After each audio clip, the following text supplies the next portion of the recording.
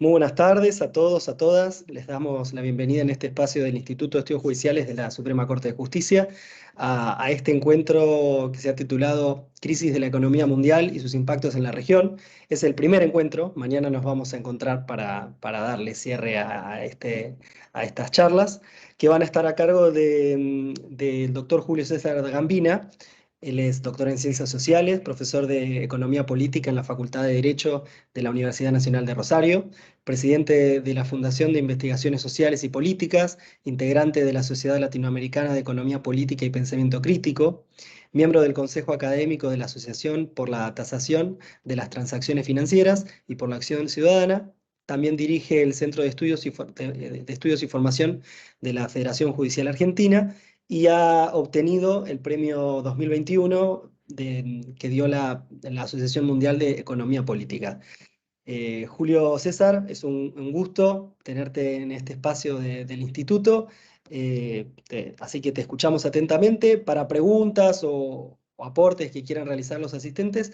Sobre el final del encuentro vamos a abrir la posibilidad de que abran sus micrófonos o bien también puedan hacerlo a través del chat.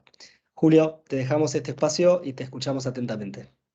Bueno, muchísimas gracias. Buenas tardes a todas, a todos, a todes. Algunos ahí presentes en la sala, muchos otros lo verán después en función de la grabación. Y ojalá que algunos que no lo vean ahora y lo puedan ver después se enganchen con la reunión de mañana, porque mi intención es hacerlos trabajar, hacerles trabajar de hoy para mañana, con alguna bibliografía corta, no abrumarlos demasiado para que podamos avanzar en el debate. Así que si quieren ya podemos empezar con la presentación. He preparado unas láminas para que ustedes puedan tenerlas. Ahí los compañeros que están en la organización de la actividad les van a mandar esta presentación hoy mismo, porque ahí adentro está contenida la bibliografía que pretendo que trabajemos de hoy para mañana para un mejor debate. Bueno, como decíamos, esta actividad tiene como nombre Crisis de la Economía Mundial y su impacto en la región. Esto es importante ubicarlo porque para cualquiera de ustedes está claro que estamos en un momento de crisis de la economía mundial. El dato es la crisis, no es solo la Argentina la que está en un proceso de crisis. Claro, la inflación de la Argentina va para el 100%. La inflación de muchos países de América Latina en situación grave está en torno del 12% anual. La de Estados Unidos está por encima del 8%. O sea, no hay duda que estamos en una crisis de la economía mundial y claro, cada país tiene su especificidad e incluso cada región tiene su especificidad. Digamos, América Latina recibe los impactos de la crisis de la economía mundial de una manera específica. Así que lo que vamos a intentar es, entre los elementos que yo les voy a dar entre hoy y mañana, más los elementos de bibliografía que quiero aportar, sobre todo para que conozcan una bibliografía diferente de la habitual. Ya van a ver por qué digo esto. Más el propio saber y entender de ustedes, que tienen lecturas propias, formación propia, vamos a tratar de sistematizar algunos tópicos que hacen a la crisis de la economía mundial y su impacto en América Latina y el Caribe. Así que vamos a la próxima lámina.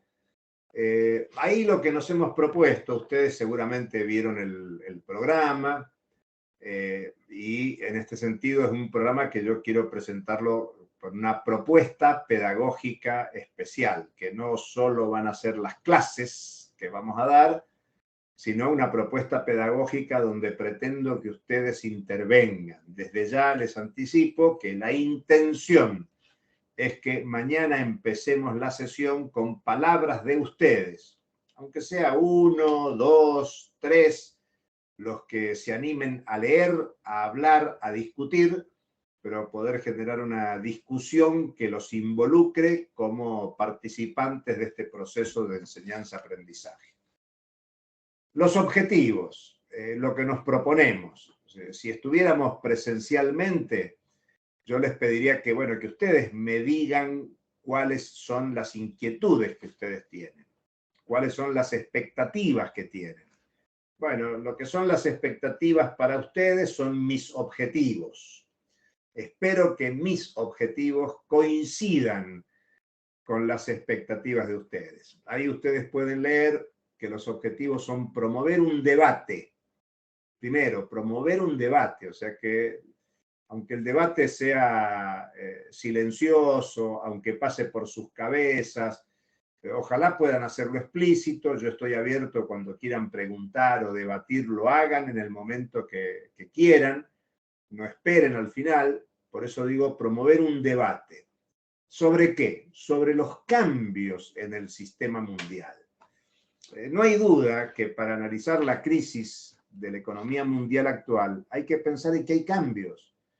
Cambios que son muy importantes. Todos ustedes están leyendo cotidianamente información.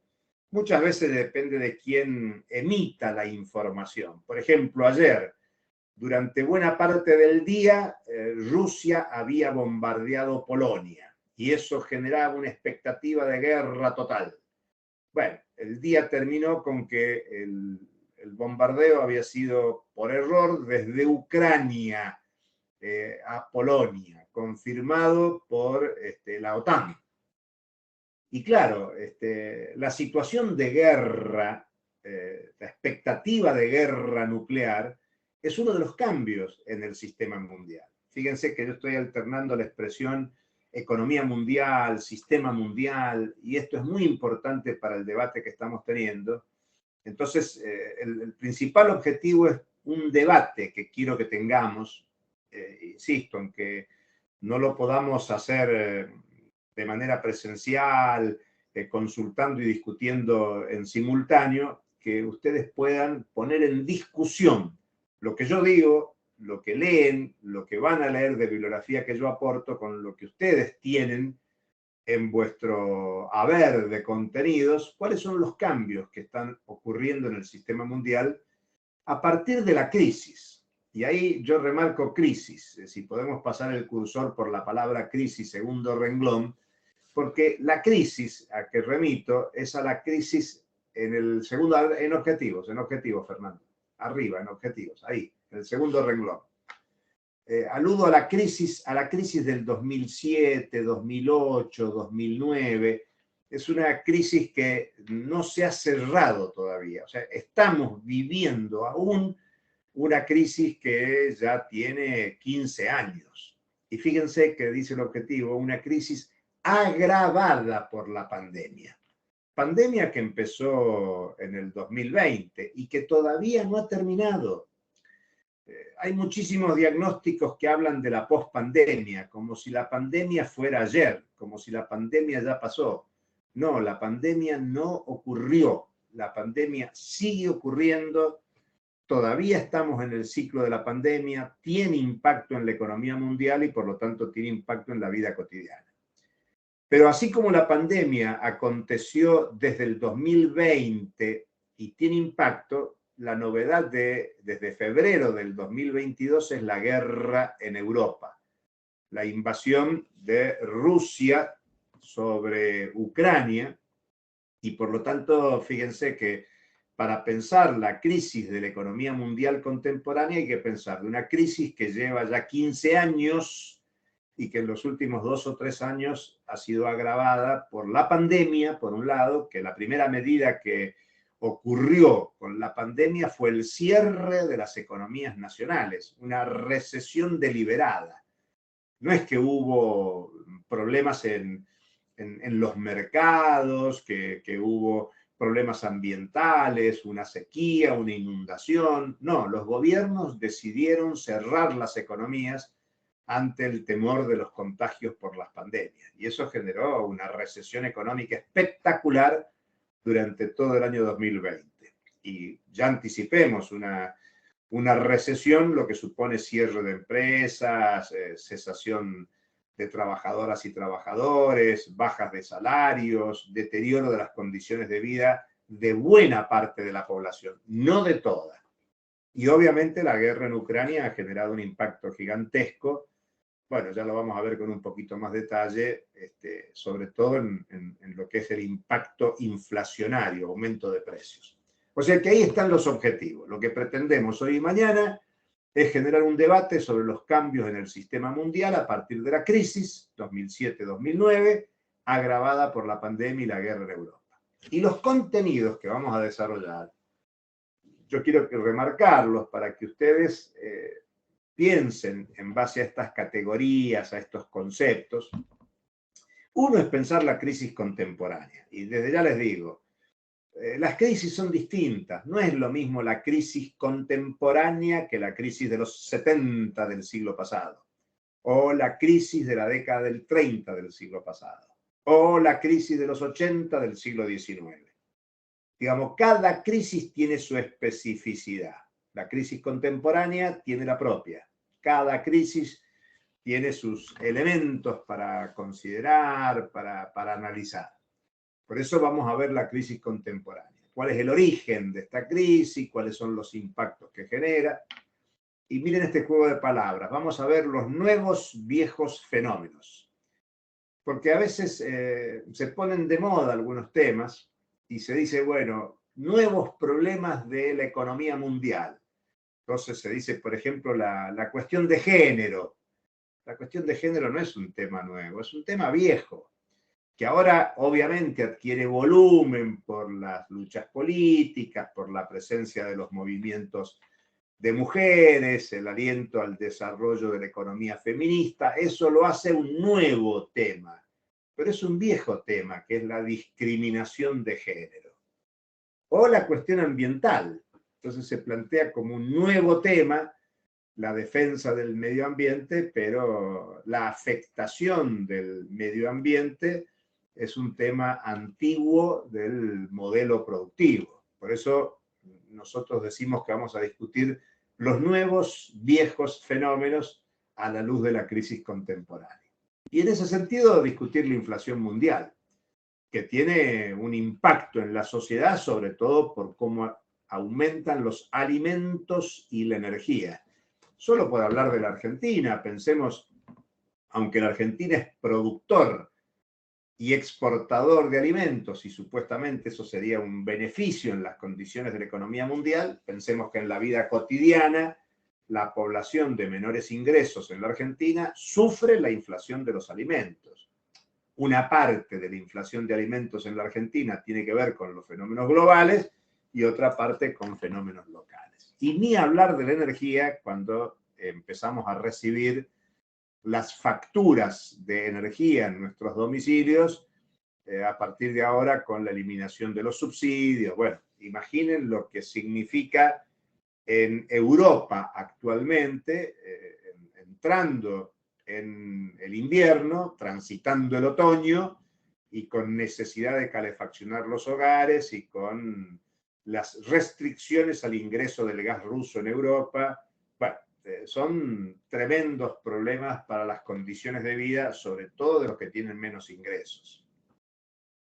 La discusión que queremos trabajar hoy y mañana es que es un tiempo de disputas hegemónicas en el sistema mundial y de realineamientos internacionales. Disputas hegemónicas, se lo digo fácil, después lo discutimos más profundamente, es la disputa hegemónica entre Estados Unidos y China, por ejemplo. Bueno, la noticia en los diarios ayer fue que en el marco del G20, en Bali, en Indonesia, se hizo la reunión entre el jefe del gobierno de Estados Unidos y el de China, Joe Biden y Xi Jinping. Y muchos periódicos titularon: en el marco del G20 hubo reunión del G2, algo así como un grupo de los dos que mandan, o los dos que quieren mandar, o los dos que disputan la hegemonía.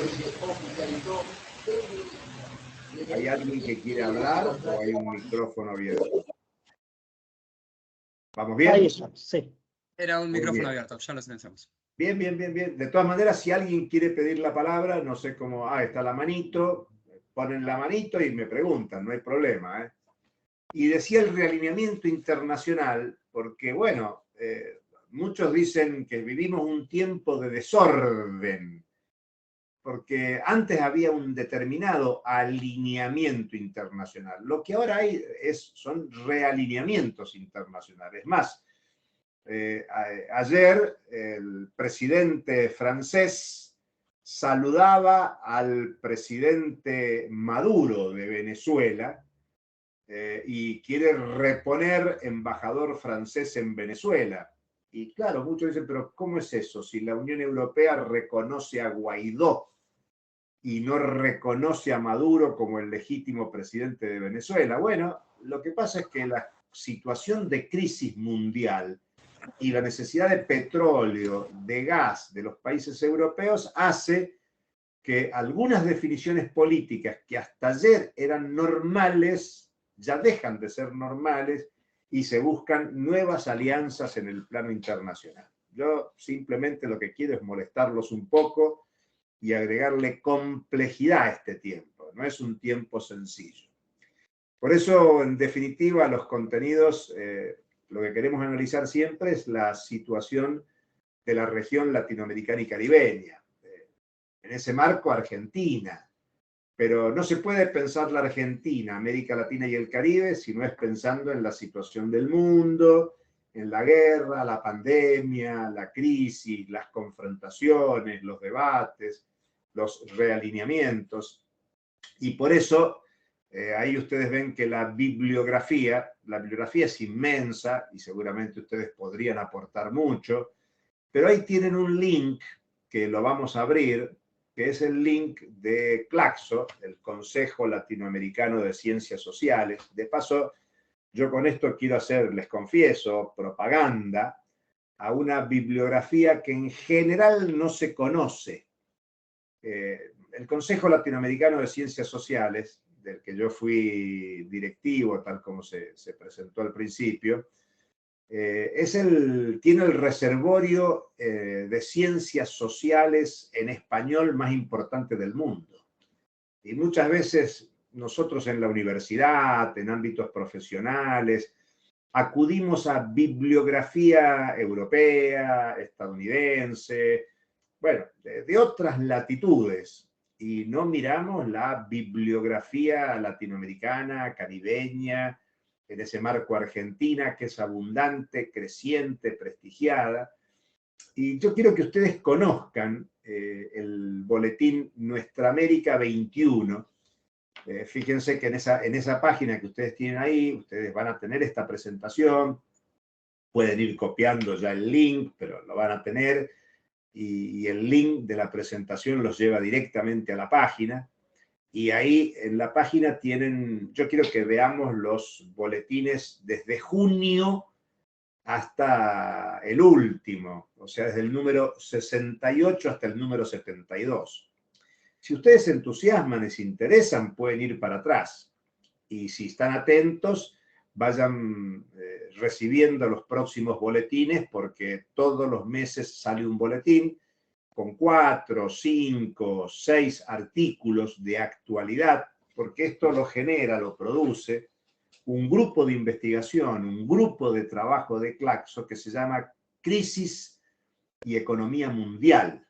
Yo integro este grupo que ha tenido distintos nombres, pero desde el año 99, un grupo de intelectuales, docentes universitarios de América Latina y el Caribe, nos reunimos todos los años, bueno, ahora con Internet crecientemente por mecanismos virtuales, para producir libros, debates, interacciones, y hace 72 números que venimos editando un boletín corto, de fácil lectura, no necesariamente para estudiosos, también para estudiosos, pero nos interesa que esto llegue al movimiento social, popular, a sindicatos, organizaciones territoriales, y mi intención es que ustedes en la medida que puedan, que se entusiasmen, me gustaría que de hoy para mañana trabajen los últimos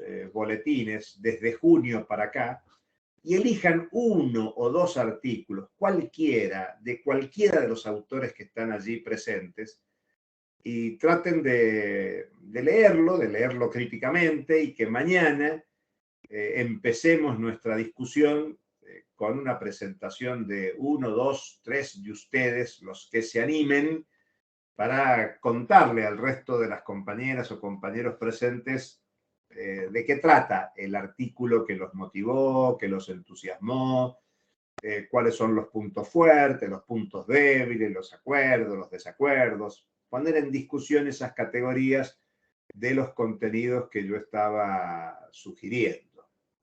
Así que, bueno, esa es la intención de mostrarle esta página. Esta página tiene el sentido no solo bibliografía para hoy y para mañana, sino para que a ustedes les sirva como material de consulta, y si la mantienen, la van a poder abrir con regularidad, y esto se actualiza todos los meses con un nuevo boletín que trae las informaciones de los debates de coyuntura del último tiempo, con autores centroamericanos, caribeños, sudamericanos, bueno, donde incluso nos cuidamos de intentar que haya paridad de género, para que, en fin, todo aquello que decíamos, como hace un ratito, los nuevos, viejos problemas también sean parte de la discusión teórica política.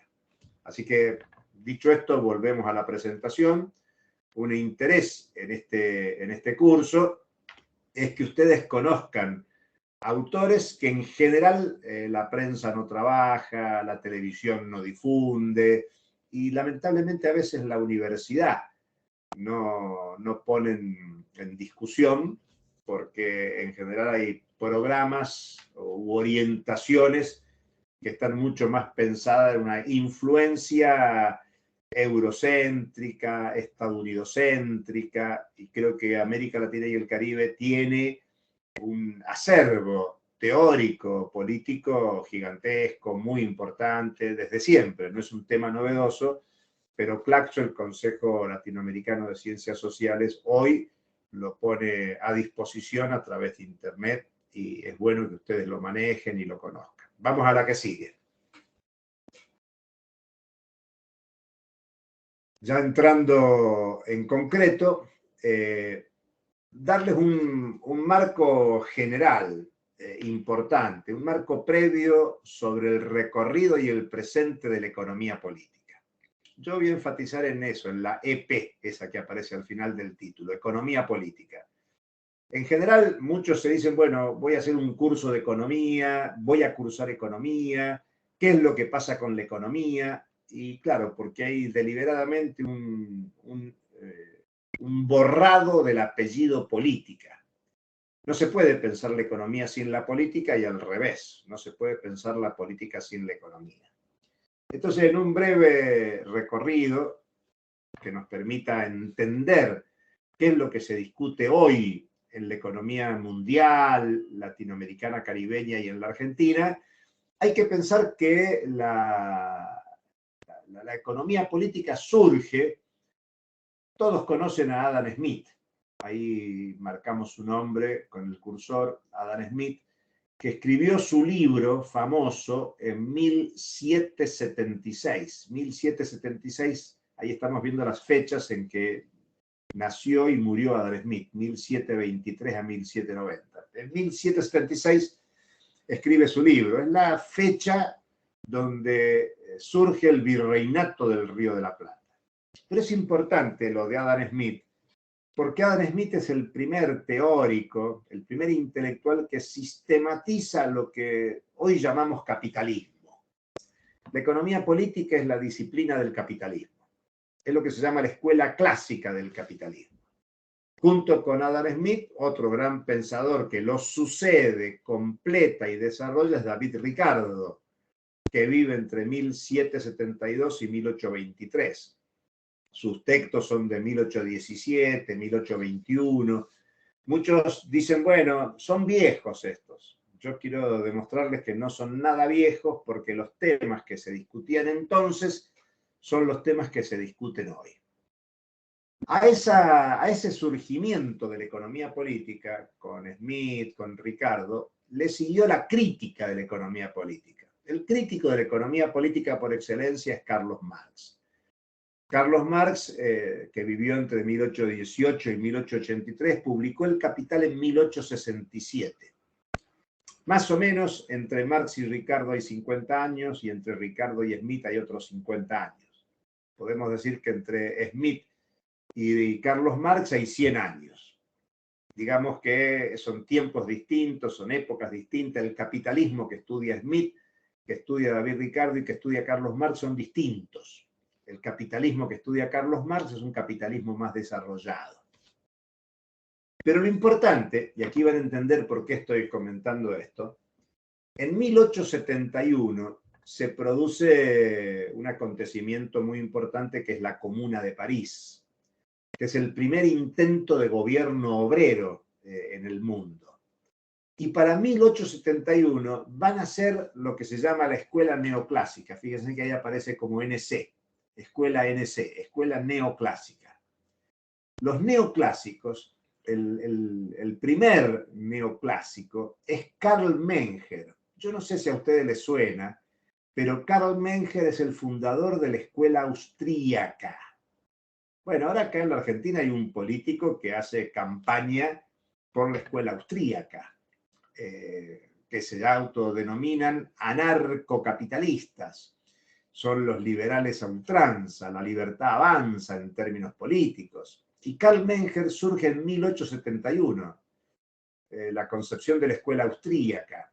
Él vive entre 1840 y 1921, de alguna manera es contemporáneo de Marx, y claro, su concepción es totalmente inversa. Neoclásicos porque retoman temas de la escuela clásica, pero rebautizan el marco teórico junto a otros como William Stanley Jevons, Leon Walras y Alfred Marshall, y con Marshall, sobre todo, hacia 1890, ya la disciplina economía política deja de llamarse economía política y pasa a llamarse economía a secas. Pierde el carácter de ciencia social para transformarse en una técnica, es un proceso deliberado. Y por eso ustedes ven como muy agresivamente los austríacos contemporáneos, a cualquiera que le hace una pregunta incómoda, le dicen, vos no sabés nada, resultan agresivos, se posicionan como los dueños del saber. Bueno, es interesante para analizarlo. A esta escuela neoclásica le surgió la crítica dentro de los neoclásicos, y la crítica a los neoclásicos fue de John Maynard Keynes, muy conocido por todos ustedes, que muere en el 46, pero que su obra más importante es de 10 años antes, 1936, la teoría general de Keynes, y de alguna manera con Keynes nos hemos educado en la universidad, sobre todo en los años 60, en los años 70, en los años 80. Luego vino la restauración conservadora, fíjense que abajo dice emergencia neoliberal, desde 1976. Si piensan en la Argentina, piensan en dictadura militar. Milton Friedman, quien recibe el Premio Nobel de Economía precisamente en el 76. Y Milton Friedman, de la Escuela de Chicago, es el que inspira la política económica de la dictadura militar en Chile desde el 73. Por eso el neoliberalismo está asociado a las dictaduras militares en el cono sur de América, a la violencia explícita de los regímenes políticos. Bueno, ¿por qué toda esta historia?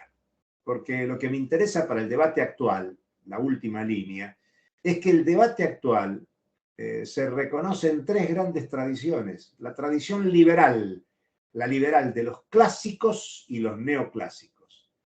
La tradición de los keynesianos en las lecturas keynesianas actuales, que pueden ser neo-keynesianas, post-keynesianas. Este no es un curso para ver esas especificidades, pero es importante que ustedes vean. Y el marxismo como crítica de la economía política clásica, como crítica de la economía política neoclásica, como crítica de la economía política neoliberal. Digamos que hoy, si prendemos la televisión, o leemos el diario, o escuchamos la radio, o vamos al debate en las redes, nos vamos a encontrar... No, te fuiste de lámina, volvé. Te fuiste de lámina. Fernando, volvé al anterior. Nos vamos a encontrar que los enfoques que hoy se debaten es enfoques liberales, estoy simplificando didácticamente, enfoques keynesianos y enfoques marxistas. Incluso no me interesa discutir la política argentina actual, pero en la política argentina actual ustedes van a escuchar que hay diagnósticos y propuestas que se inspiran en las concepciones liberales, unas u otras, que se inspiran en concepciones keynesianas, con matices, y que se inspiran en el marxismo. El marxismo tiene lecturas distintas, los keynesianos tienen lecturas distintas, los liberales tienen lecturas distintas, por eso hay debates entre liberales, por eso hay debates entre keynesianos, y por eso hay debates entre marxistas. Pero en esencia, lo que quiero mostrar es que para pensar la crisis actual y los cambios en la economía mundial, hay que tener en cuenta que la economía política viene un desarrollo por más de 2 siglos, con este recorrido que les estoy mostrando, donde las corrientes de pensamiento siguen todavía presentes, y digamos que las preguntas iniciales, Adam Smith, ustedes se acuerdan, el libro es muy conocido, el libro se llamaba Una investigación acerca de la riqueza de las naciones. Si alguien investiga la riqueza es porque hay pobreza, entonces la pregunta es ¿por qué había algunos ricos y otros no? Y uno de los nuevos viejos problemas de la humanidad es el crecimiento de la pobreza, el crecimiento de la desigualdad entre pobreza y riqueza.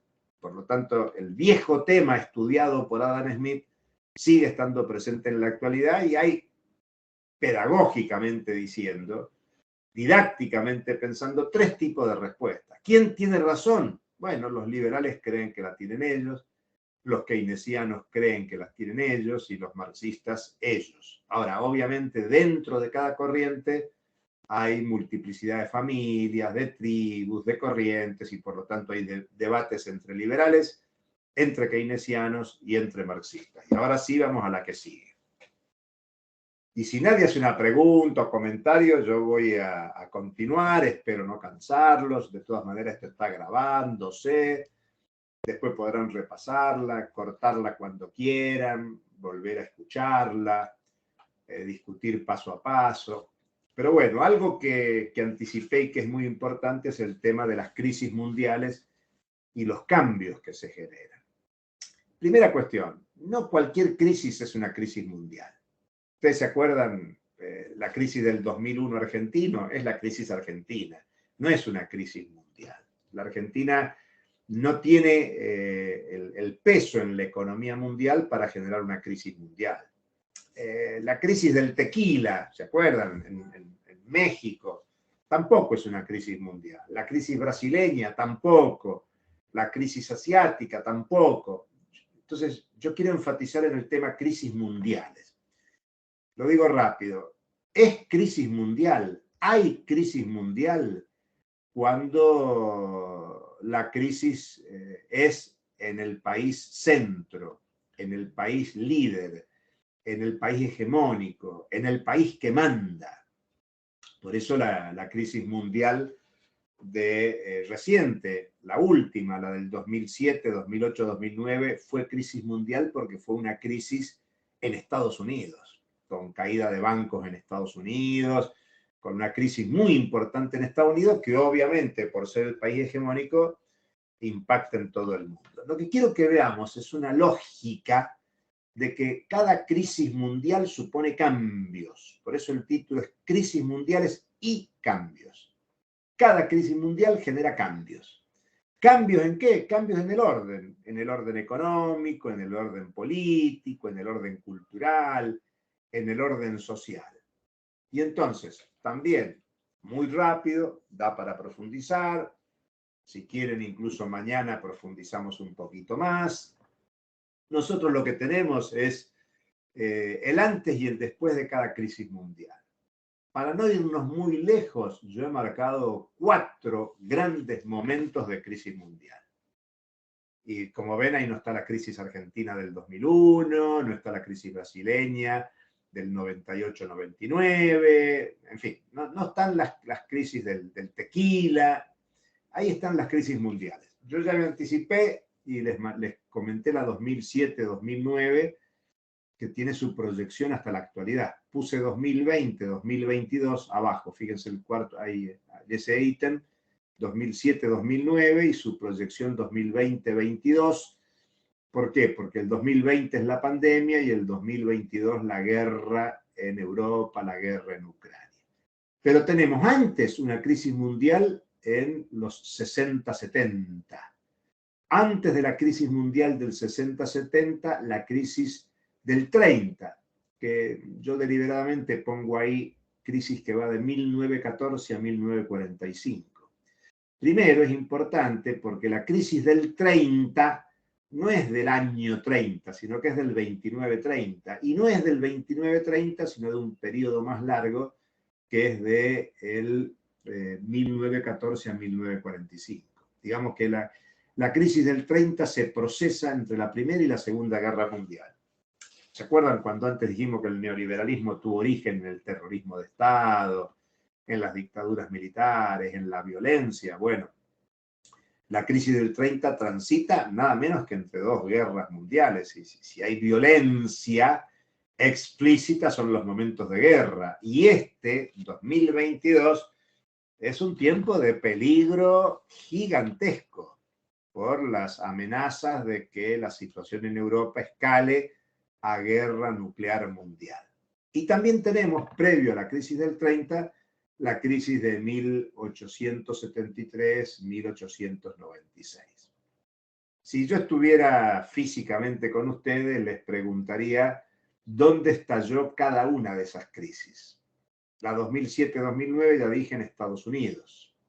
La crisis de los 60-70, se los cuento yo, si estuviéramos presentes les preguntaría, en Estados Unidos. La crisis del 30, bueno, todos saben que también se llama crisis del 30 o crisis de Wall Street. Y Wall Street todos saben que es el territorio por excelencia del mercado bursátil bancario estadounidense. Es la calle Wall, donde están las principales entidades financieras estadounidenses, o sea que también estalló en Estados Unidos. Estas crisis estallaron en Estados Unidos porque Estados Unidos era la potencia hegemónica. ¿Se animan a pensar dónde estalló la crisis 1873-1896? Bueno, bien, acertaron, en Gran Bretaña. Porque Gran Bretaña es la potencia hegemónica del capitalismo mundial para ese periodo. Entonces, para que anoten en el cuaderno, en vuestro registro, cuando hablamos de crisis mundial, es de una crisis que impacta en el país líder, que impacta en el país hegemónico. Y por eso, al impactar en ese país, cambia el orden, hay cambios. El capitalismo llega a 1873 de una manera y sale de 1896 de otra manera. Digamos que el capitalismo llegó a 1876 como capitalismo de libre competencia y sale de esa crisis con la hegemonía y presencia de los grandes monopolios.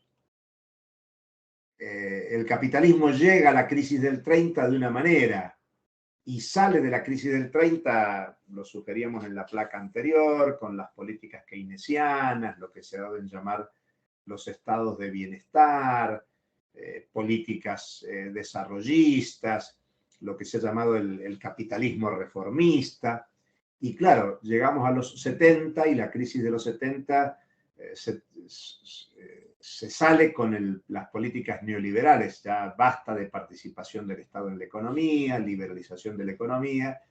Y ahora la gran incógnita. Bueno, hemos llegado con políticas liberalizadoras a la crisis actual, que ya lleva 15 años, y por lo tanto lo que se debate es, bueno, ¿hacia dónde va a cambiar el capitalismo contemporáneo en base a la crisis? Ese es un interrogante de debate. Obviamente, si aquí hubiera un enfoque liberal, contestaría de una manera, un enfoque keynesiano contestaría de otra y un enfoque marxista contesta de otra. Lo digo de este modo porque ¿quién tiene razón? Bueno, la economía política es una disciplina que está atravesada por concepciones filosóficas, de vida, de organización y de orden social, cultural, y por eso no hay solo una respuesta, y la realidad, la práctica social de la vida cotidiana nos va a decir dentro de 5 años, dentro de 10 años, dentro de 15 años,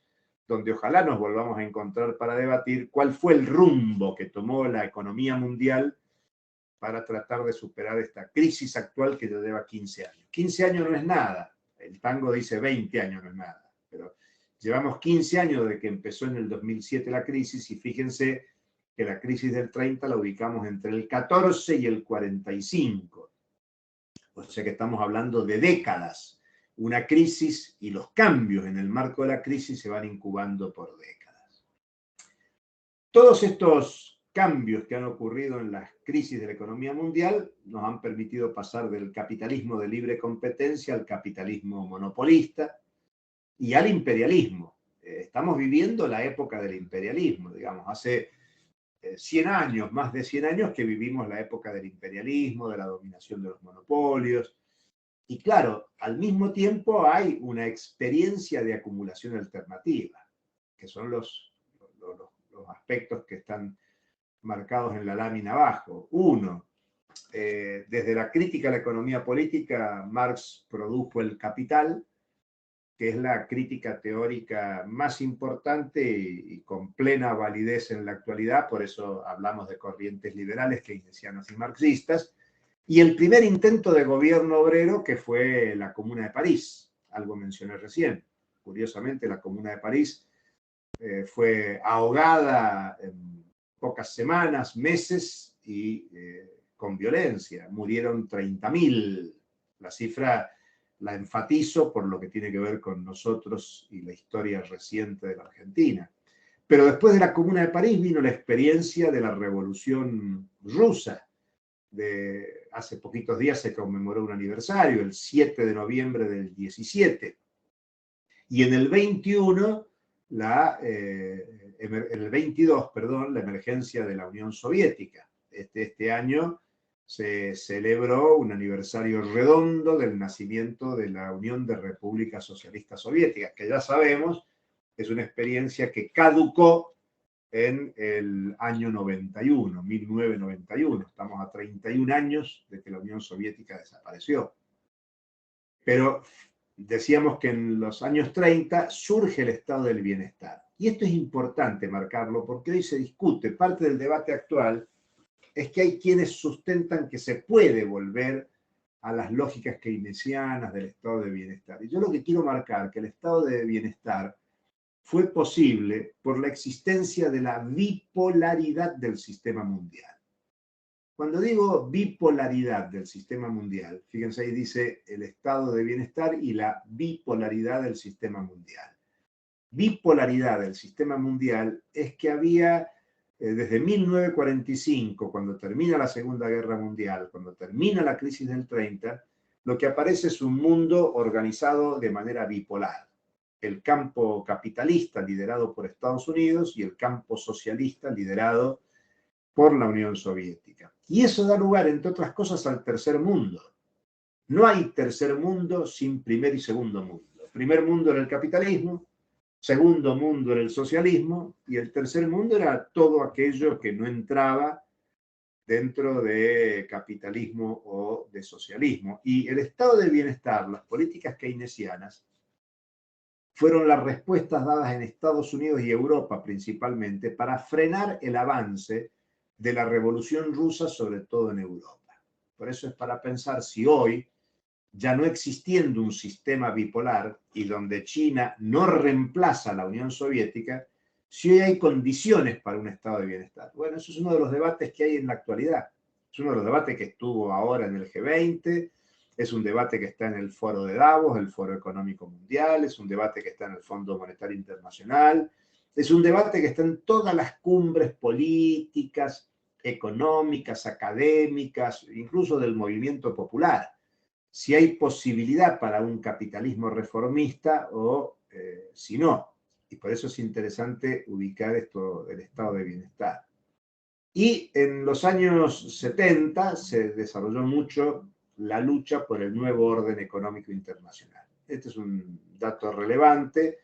Lo que estaba a la ofensiva en los años 70, en el marco del estado de bienestar, de la consolidación de la bipolaridad, la necesidad de un nuevo orden económico internacional.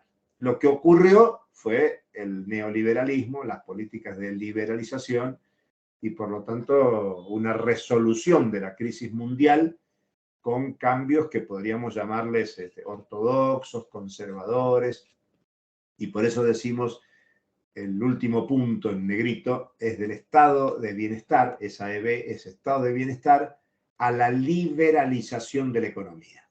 Digamos, hace décadas, hace casi medio siglo, desde que se empezó a terminar con el estado, lo que había de estado de bienestar en Chile, en Argentina, en Sudamérica. Piensan que el golpe de estado en Chile fue en el 73. El año que viene se van a cumplir 50 años.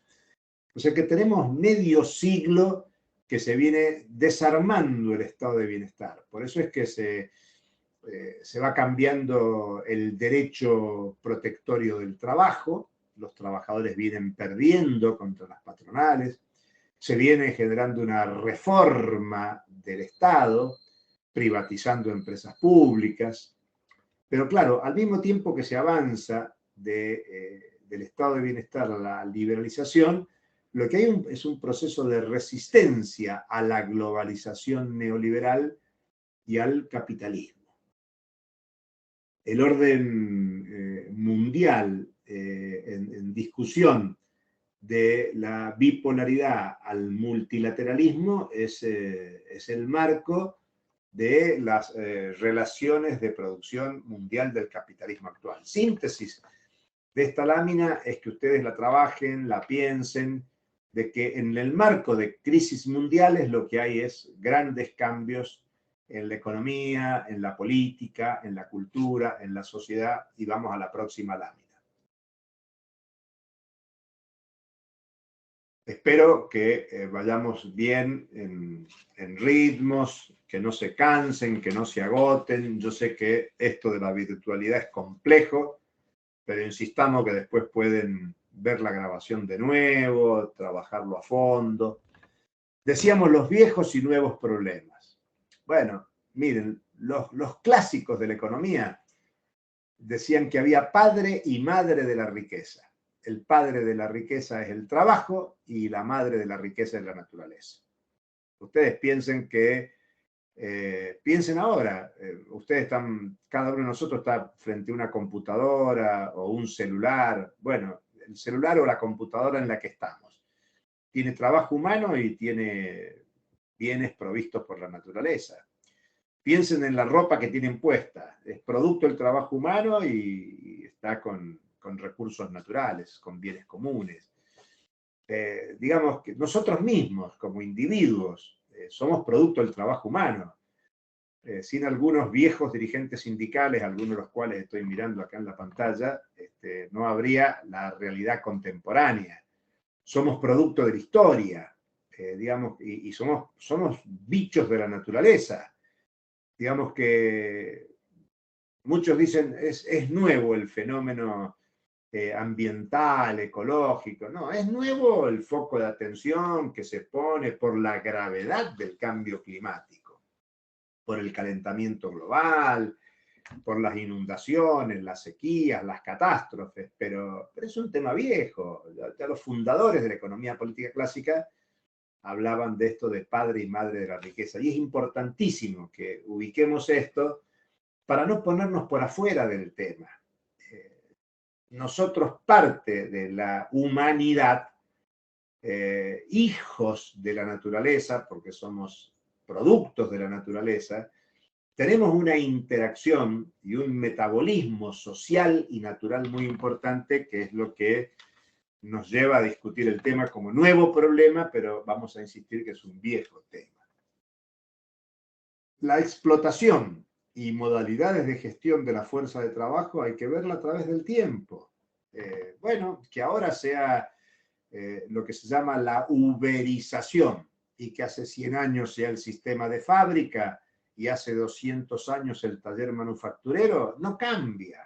Que la fuerza de trabajo es el mecanismo por el cual se ejerce la explotación del trabajo para la producción y circulación de bienes y servicios. Lo mismo que el saqueo sobre los recursos naturales o bienes comunes. Aquí les pongo un tema de nominación. Hace 20 años hablábamos de recursos naturales, hoy conviene hablar de bienes comunes, porque pensar en recurso natural es subordinarlos, de jerarquizarlo. En cambio, bienes comunes son bienes comunes de la humanidad. Bienes comunes de esta generación, pero también de las generaciones que vienen. Ustedes piensen, dicen, es un tema nuevo. Algunos dicen, vivimos un modelo extractivista.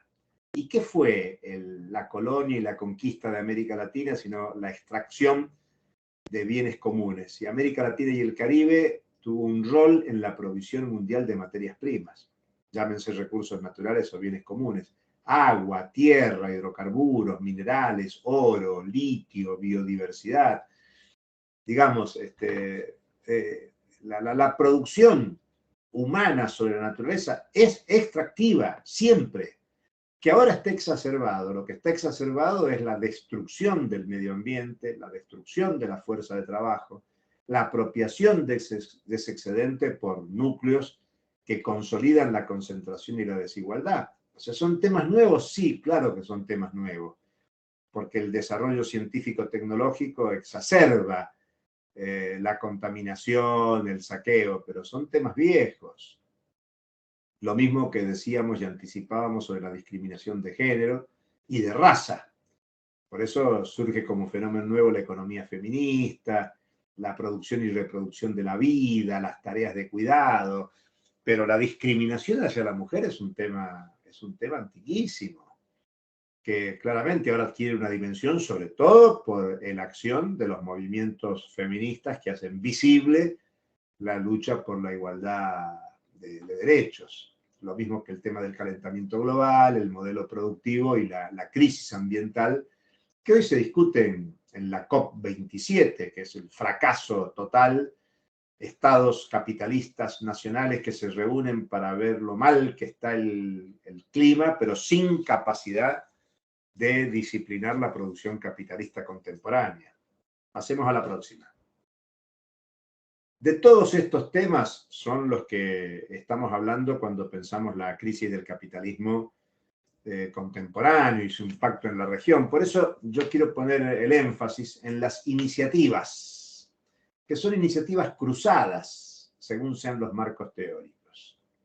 Lo que quiero decir es que hay múltiples iniciativas. Ya dijimos que había 3 marcos para pensar la realidad, 3 marcos para el diagnóstico y las propuestas, por eso vale pensar las iniciativas. Las iniciativas que sostienen la liberalización, por ejemplo, el Foro Económico Mundial, eso es FEM, el Foro Económico Mundial, plantea que hay que resetear al capitalismo. ¿Vieron cuando se les descompone el teléfono, la computadora? Lo que hacemos es reiniciar, resetear. Bueno, lo que plantea el Foro de Davos, el Foro Económico Mundial, es resetear la economía mundial. Algo así como barajar y dar de nuevo. Las cosas están mal, hay que repensar todo. Plantean que la disputa por la hegemonía del sistema mundial, Estados Unidos y China, y los bloques económicos que se juntan, algunos con Estados Unidos, otros con China, otros que apuntan un poquito a cada lado, quienes sustentan la política del Green New Deal, pensando en recrear el New Deal norteamericano de los años 30, ahora con economía verde, economía sustentable, con cambio de la matriz energética. Eso es la propuesta de economía verde. Y bueno, y plantean reformas estructurales. En la Argentina, las reformas estructurales que se suscribieron en el 2018 con el Fondo Monetario Internacional fue reforma laboral, reforma previsional, y en todo el mundo en la agenda está la reforma laboral y previsional. Y créanme, en general no se plantea la reforma laboral o previsional para que los trabajadores, las trabajadoras, las jubiladas, los jubilados tengan más derechos, sino exactamente al revés. Es para restringir derechos y mejorar condiciones para el capital. Pero también hay iniciativas para retomar parámetros del estado de bienestar. Y ahí se plantean impuestos a la riqueza y a las transnacionales. Piensen lo que acaba de pasar en Gran Bretaña. Bueno, una primera ministra, una jefa de gobierno, duró 45 días porque quiso bajar los impuestos a los ricos, en esta lógica que plantean muchos liberales en todo el mundo. Dicen, bueno, hay que sacar los impuestos a la riqueza para que haya desarrollo económico. Generó un desastre en la economía británica, duró 45 días. Bueno, hay quienes están planteando en Estados Unidos, en Europa, bueno, acá en la Argentina se ha discutido, acá hubo impuesto a la riqueza por única vez, Bolivia desarrolló el impuesto a la riqueza para siempre, o sea, renovado todos los años. Acá en la Argentina se discute ahora impuestos a las riquezas extraordinarias en función de los cambios inflacionarios en la economía mundial. Pero bueno, este es un tema que hay. La discusión es si es posible retomar los parámetros del estado de bienestar. Se plantean políticas social masivas, que son transferencias en dinero, la renta básica. Digamos, muchos países con gobiernos de izquierda, de derecha, han ampliado la política social masiva para contener la tremenda desigualdad que ha generado la economía en los últimos 30, 40 años, en medio siglo de políticas neoliberales. Y finalmente señalo el tema de las propuestas alternativas que están en la discusión, que son parte de las iniciativas políticas actuales. Bueno, hay quienes sustentan la necesidad de decrecer, o sea, basta de crecimiento económico que contamine y destruye el medio ambiente. Esto es un debate que está en los países capitalistas desarrollados. Plantear esto para países sudamericanos, latinoamericanos, caribeños, con los niveles de pobreza que hay, plantear el decrecimiento no parece realista, pero es parte del debate teórico político. Digamos, se plantean nuevas formas de organización económica. En ese sentido se plantea la desmercantilización. O sea, si vivimos en un tiempo que se exacerba la tendencia a la mercantilización de la vida, desmercantilizar, ir por derechos, para que me entiendan, derecho a la educación, derecho a la salud, derecho a la vivienda, derecho a la energía, bueno, derecho a la justicia, podríamos decir, ¿no? En el marco en el que estamos desarrollando nuestro curso. Y en ese marco han aparecido temas muy interesantes como la soberanía alimentaria, la soberanía energética, la soberanía financiera, y muy especialmente en la Constitución boliviana, la lógica del vivir bien, que es una categoría ancestral de los pueblos originarios, que en la Constitución ecuatoriana se denomina buen vivir, y traer aquellas culturas andinas de los pueblos originarios al siglo XXI supone, bueno, resignificar, rediscutir estos temas como estrategias de desarrollo. Por eso lo pongo como iniciativas cruzadas, título de esta lámina, en el sentido que hay un debate político, cultural, ideológico muy fuerte sobre qué hacer ante la crisis de la economía mundial. Y vamos a la próxima. Bueno, después cuando la vean la van a poder con más detalle. Ahí hay una lámina donde muestra el crecimiento de América Latina y el Caribe en el marco del crecimiento mundial. Probablemente aquí en la pantalla no la vean bien, pero cuando lo puedan ver y agrandarlo en su computador lo van a ver con más detalle. Van a ver que Sudamérica es la zona más golpeada en la perspectiva de crecimiento económico. Y el crecimiento económico siempre es importante a los efectos de la capacidad de distribuir que se tenga. Vamos a la siguiente. En esta lo que vemos es fácil de leer, es la inflación en América Latina y fíjense cómo viene creciendo. Claro, la mayoría de ustedes, acá somos todos argentinos y bueno, la inflación argentina está desbocada respecto a lo que pasa en América Latina y el Caribe, pero toda América Latina y el Caribe está viendo un crecimiento de precios más que importante. Insisto, estas láminas están para potenciar y fundamentar lo que estamos diciendo. Vamos a la próxima. Ahí tienen ustedes los impactos de crecimiento de la pobreza. También lo que importa es que vean las curvas ascendentes que marcan la Comisión Económica para América Latina viene diciendo que la región ha entrado en una nueva década perdida en el combate a la pobreza. Y ya esto es grave, porque si queremos ver el impacto en América Latina y el Caribe, es que esta crisis mundial está generando más pobreza en la región. Vamos a la próxima.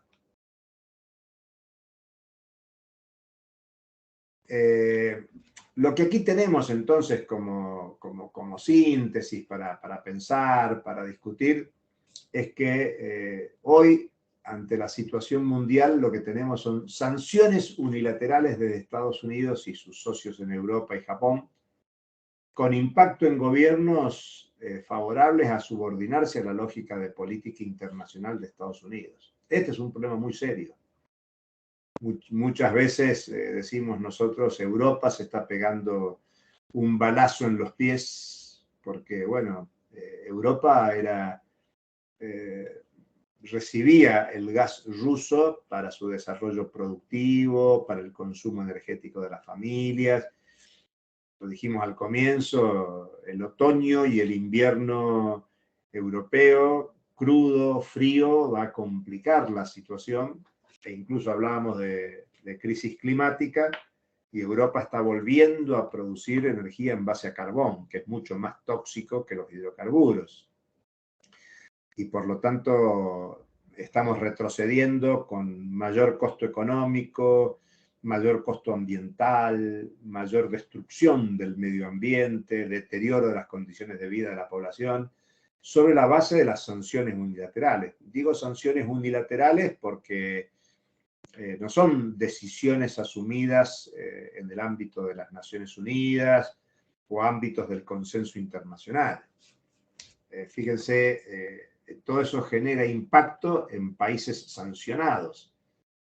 China, Rusia ahora especialmente por la guerra, pero las sanciones son cada vez crecientes a China, Rusia, Irán, a Cuba, a Venezuela, a Nicaragua. Ustedes piensen, estamos hablando de la región, yo recién mencioné el diálogo del gobierno francés con Venezuela, el propio Estados Unidos ha reconsiderado la situación con Venezuela para proveerse del petróleo venezolano. Estados Unidos es el principal productor y consumidor de petróleo del mundo, pero el petróleo es finito, se agota, y por lo tanto quiere un petróleo barato, cercano, territorialmente en Venezuela, si no tiene que traerlo de Medio Oriente.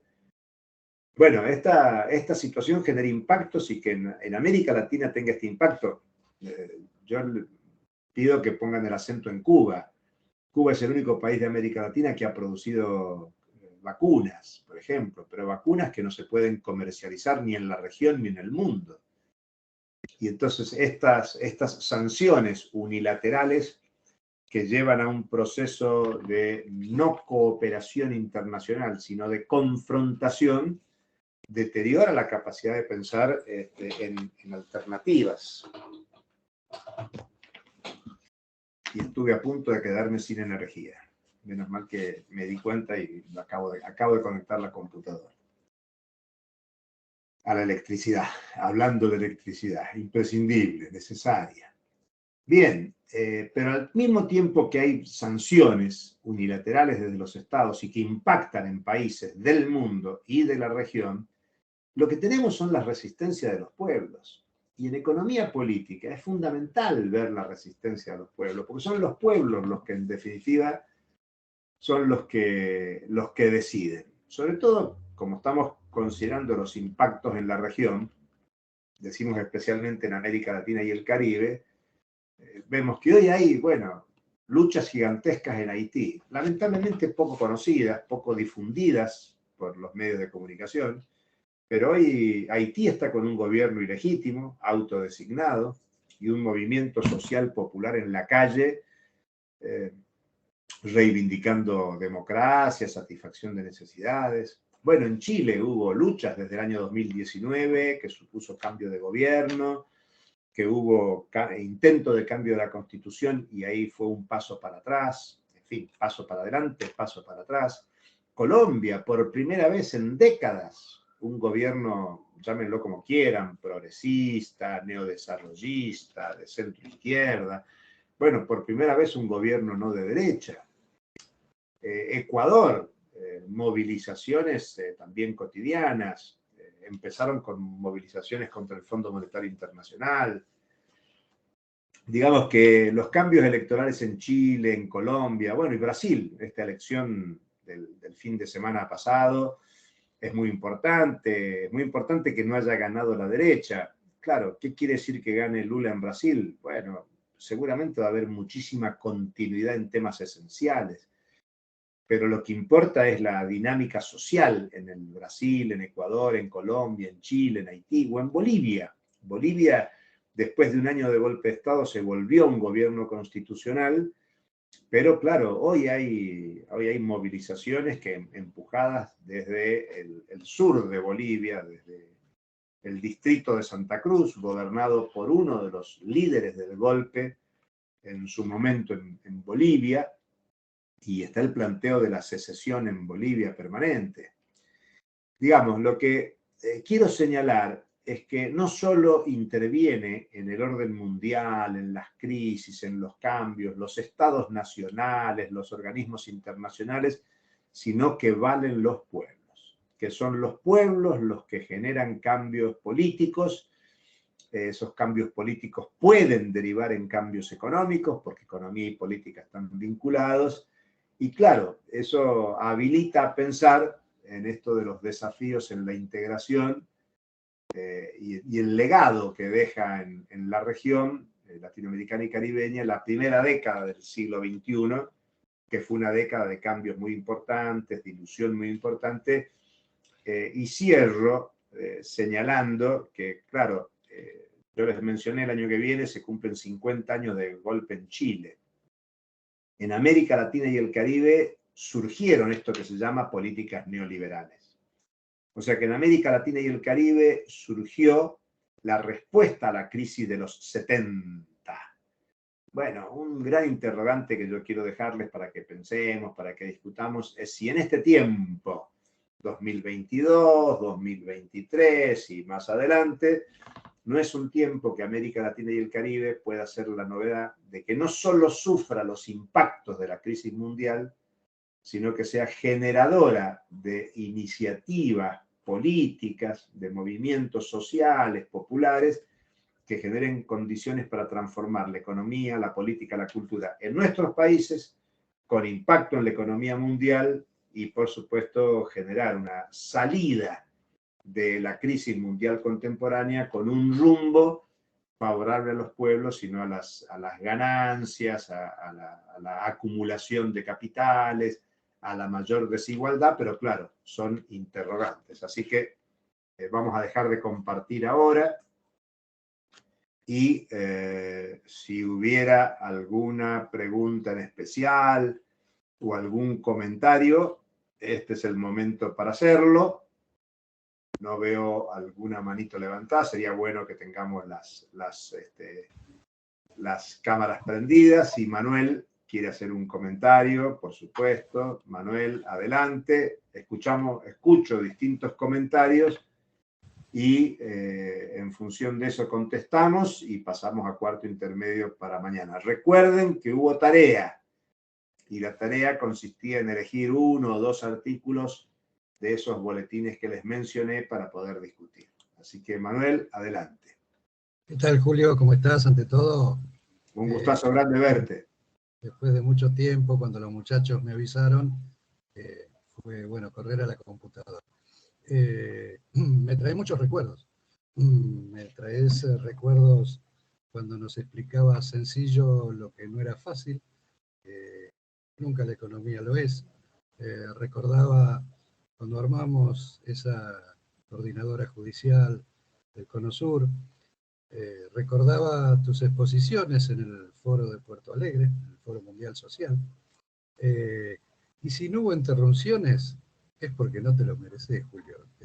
Con lo que uno escucha cotidianamente por los medios, donde algunos que tienen el pelo más oscuro que nosotros, pero mucho más despeinado, habla a uno que de economía sabe poco, creo que te harías un picnic, no tengo ninguna duda. Pero mi acotación es simplemente esa, el recuerdo permanente, digamos, la admiración a tu claridad cuando expones este tipo de temas. Me voy a hacer llegar a través de los muchachos todas las filminas que pasaste. Esto sé que es en la presencialidad, porque también la cuestión esta nueva, ¿no?, de la comunicación a través, tiene sus cositas. Y como esto después lo ve cada cual cuando le queda bien, se ve mucho en el canal de YouTube que tiene el instituto. Mañana creo que viajo, no voy a poder verlo, pero sí me voy a hacer bajar las filminas, sí voy a escuchar tu próxima charla. El gusto enorme de saludarte después de mucho tiempo y el agradecimiento, bueno, por una, en poco tiempo, excelente descripción, ya no solo de política económica, sino de la geopolítica en general, desde dónde vinimos y en qué situación nos encontramos. Un abrazo grande, Julio, te recuerdo siempre con mucho afecto. Gracias, Manuel, un gustazo enorme escucharte, verte, y bueno, decirte que es difícil el debate contemporáneo, incluso con esos pelos más oscuros y rizados, porque el tema es lo que está pasando en la sociedad, el tema es qué pasa en el conjunto de la sociedad. Un dato no menor, bueno, recién en Brasil, Lula ganó con casi 60 millones de votos, pero el contrincante que plantea niveles de política irracionales que ni siquiera pudo cumplir en su gestión de gobierno, sacó más de 56 millones de votos. 56 millones es una cifra gigantesca. Trump, que es otro personaje con jopo levantado, sin que los demócratas tengan una política superior, también son millones de votos. En Chile, luego de la movilización popular, bueno, hubo triunfo y cambio de gobierno, pero los sectores que reivindican la tradición del golpe del 73 sacó millones de votos. Entonces hay que pensar que se votó en contra de la reforma de la Constitución. También, claro. Que por eso son procesos que van y vienen. No es un momento sencillo para el debate político. Por eso a mí me parece que es interesante iniciativas como esta, que se generan acá en el Instituto, de la Corte de la Provincia de Buenos Aires, o los que desarrollamos en la Federación Judicial Argentina, en la AJB y en distintos ámbitos del movimiento sindical popular de la Argentina, porque necesitamos generar un debate teórico, político, abierto, no sesgado, para poder entender el tiempo. Yo insistí mucho en esas tres corrientes actuales, porque no solo hay que pensar en las razones que a mí me asisten. Yo puedo tener razón en todo lo que digo, pero tengo que darme cuenta que hay otros con otros razonamientos, con otras razones, que además actúan con más fuerza en medios de comunicación, en ámbitos de penetración cultural, y van generando un clima social que es de desinterés, de despolitización. Y es cierto, mucha gente te dice hoy cotidianamente en la Argentina y en el mundo que la política no le resuelve la vida cotidiana. Y tienen razón. Pero claro, la conclusión no es ir a contramano de la política, sino involucrarse en una política. Y la pregunta es, ¿y en qué política?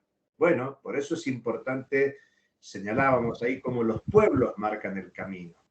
Los pueblos marcan el camino, por ejemplo, solamente para que me entiendan de qué estoy hablando, cuando en la Argentina se quiso disminuir las penas a los genocidas, bueno, hubo una movilización gigantesca en las calles que hizo revertir la situación y no hubo 2 por 1.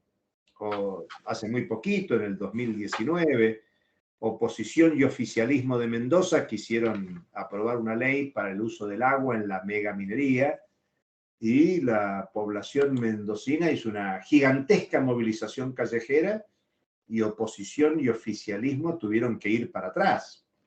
Yo lo estoy diciendo porque la movilización popular puede cambiar. En el año 95, me acuerdo, tuvimos un debate en el Parlamento. Yo era asesor de Floreal Gorini, que era diputado comunista en ese entonces, y él presentó una ley que era de anulación del punto final en la obediencia debida.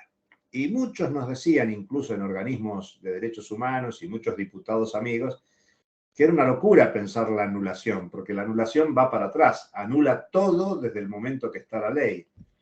Y por lo tanto, en ese Parlamento se aprobó la derogación del punto final en la obediencia debida.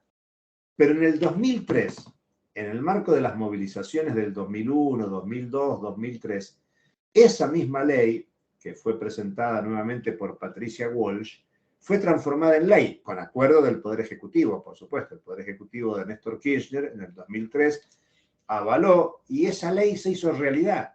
O sea, una ley que era imposible, según algunos decían, en el año 95, fue posible en el 2003. ¿Por qué? Por la movilización política popular y por la voluntad política de un gobierno que empujó la nulidad del punto final. Por eso, cuando termina, quizás muchos de ustedes habrán visto la película Argentina 1985, del juicio a las juntas, termina planteando que gracias a los juicios siguen presos muchos genocidas. Y el propio Videla murió en la cárcel. Pero claro, no fue por el juicio a las juntas del 85, sino que fue por la nulidad de las leyes de obediencia debida, de punto final, que los juicios se retomaron. Lo que yo quiero poner en evidencia es que no se trata de personajes providenciales, un fiscal, un diputado, un presidente, una diputada, una presidenta,